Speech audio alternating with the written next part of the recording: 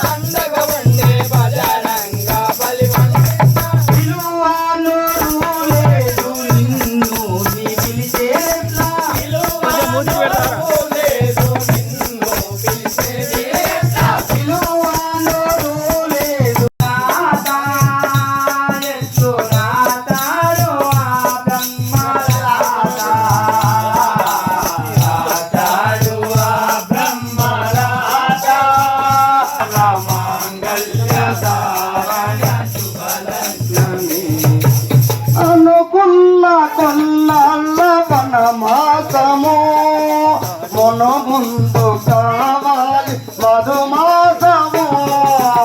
అనుకున్న కొన్నాళ్ళ వనమాసము మును ముందు కావాలి మధుమాసము.